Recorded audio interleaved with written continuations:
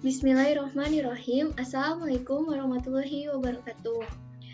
Perkenalkan, kami dari kelompok 7, Praktikum Rancangan Percobaan kelas C, akan mempresentasikan proposal penelitian kami.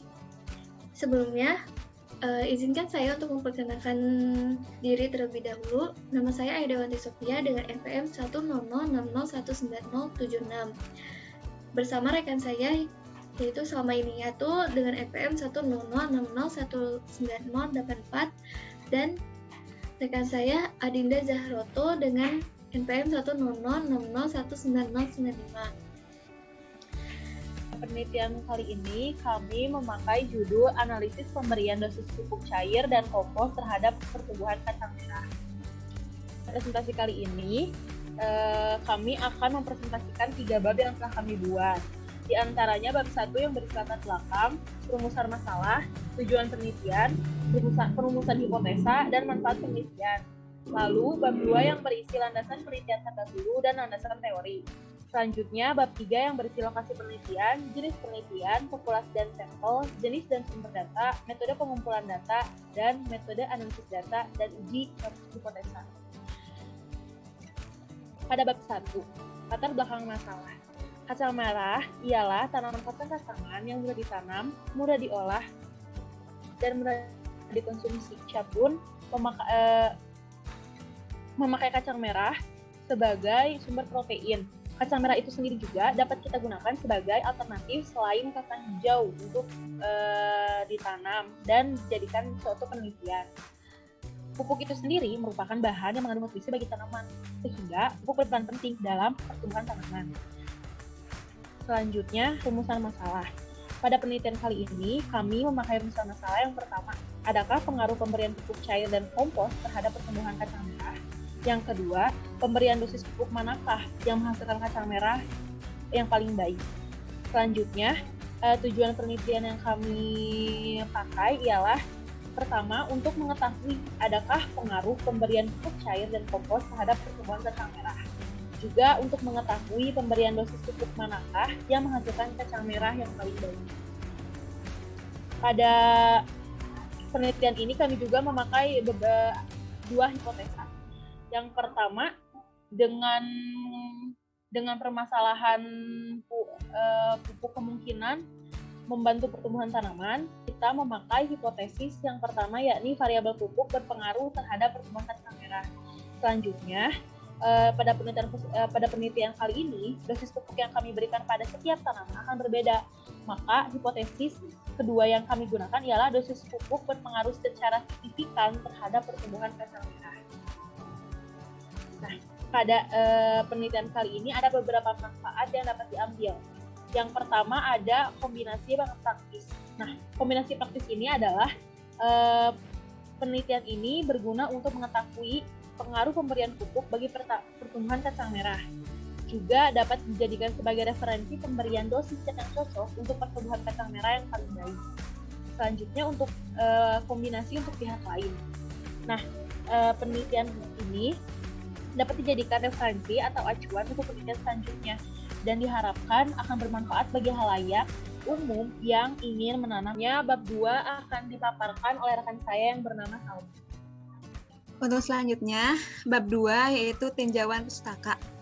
Yang pertama itu landasan penelitian terdahulu.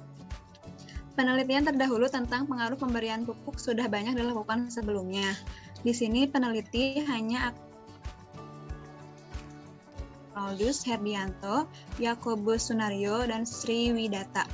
Dalam penelitiannya yang berjudul Pengaruh Konsentrasi dan Interval Pemberian Pupuk Organik Cair Terhadap Pertumbuhan dan Hasil Tanaman Kacang Merah atau Phaseolus vulgaris.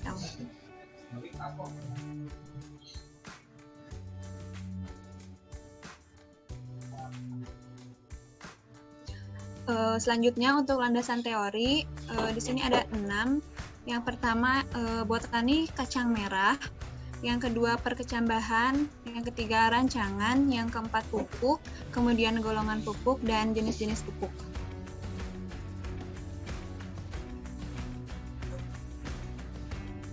Botani tanaman kacang merah, yaitu di sini ada 10 Yang pertama kingdom atau nama latinnya Plantae, yang kedua divisi Spermatophyta, yang ketiga subdivisi Angiospermae, yang keempat kelas Dicotyledoneae, yang kelima genus atau Phaseolus, kemudian subkelas yaitu Caliciflores, kemudian ordo Rosales atau Leguminales, yang ke-8 ada family Leguminosae atau Papilionaceae, kemudian ada subfamily yaitu Papilionoideae, dan yang ke-10 ada spesies yaitu Phaseolus vulgaris L.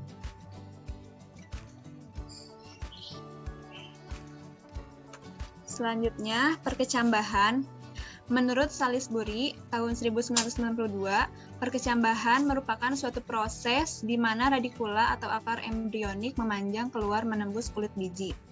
Kemudian rancangan, menurut Jogianto tahun 2005, perancangan didefinisikan sebagai penggambaran, perencanaan, dan pembuatan sketsa atau pengaturan dari beberapa elemen yang terpisah dari satu kesatuan yang utuh dan berfungsi. Kemudian di sini ada pupuk. Pupuk merupakan material yang ditambahkan pada media tanam atau tanaman untuk mencukupi kebutuhan hara yang diperlukan tanaman sehingga mampu berproduksi dengan baik. Menurut Dwi Caksono tahun 2013.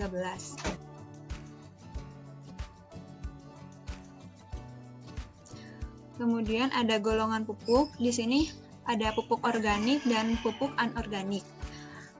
Selanjutnya ada jenis-jenis pupuk, ada 4 yang kami ini.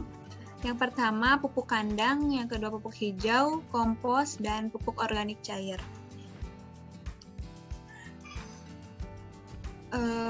Mungkin bab 2 hanya sekian dan dilanjutkan bab 3 oleh rekan saya yaitu Ayah Dewanti. Baik, sebelumnya di sini saya akan memaparkan bab 3 atau bab metode penelitian. Nah, untuk lokasi penelitiannya, kita melakukan penelitian di 3 lokasi, yaitu Kabupaten Bandung, Kabupaten Sukabumi, dan Kota Sukabumi. Untuk jenis penelitian yang kita ambil itu merupakan penelitian kausal komparatif. Nah, kausal komparatif itu yaitu tipe penelitian dengan karakteristik masalah berupa hubungan sebab akibat antara dua variabel atau lebih. Menurut Indriantoro tahun 1999 halaman 27. Nah, sementara untuk populasi dan sampel yang kami ambil, populasi pada penelitian ini yaitu seluruh bibit kacang merah. Untuk sampelnya dipilih dengan metode pemilihan sampel probabilitas, yang dimana penelitian ini diambil 9 bibit kacang merah. Untuk jenis dan sumber data, jenis data yang pada penelitian ini merupakan data bersifat kuantitatif, yaitu berupa angka yang mewakili variabel yang diukurnya. Untuk sumber data yang digunakan merupakan data primer, di mana data primer ini diperoleh secara langsung dari sampel yang diteliti, yang dicatat, dan didokumentasikan langsung oleh peneliti. Untuk metode pengumpulan datanya, metode pengumpulan data yang digunakan dalam penelitian ini adalah data melalui dokumenter dengan menggunakan data internal. Nah, data internal tersebut diperoleh dengan proses menentukan taraf dan bahan percobaan. Yang kedua, melakukan prosedur dan mencatat hasil pengamatan dan melakukan pengacakan.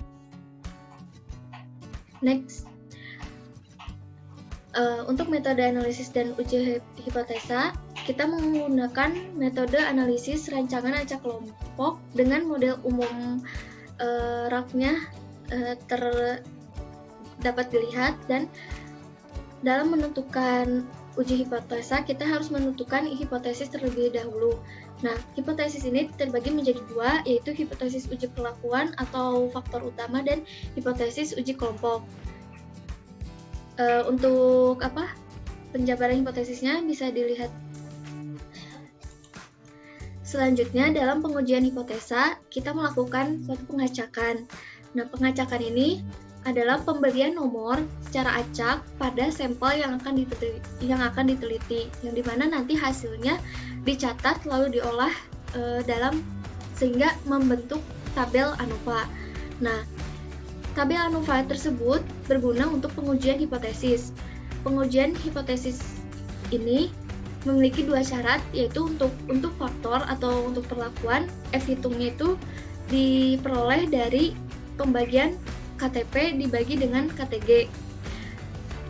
Jika F-hitung lebih besar daripada F-tabel, maka hipotesis 0 ditolak dan berlaku sebaliknya.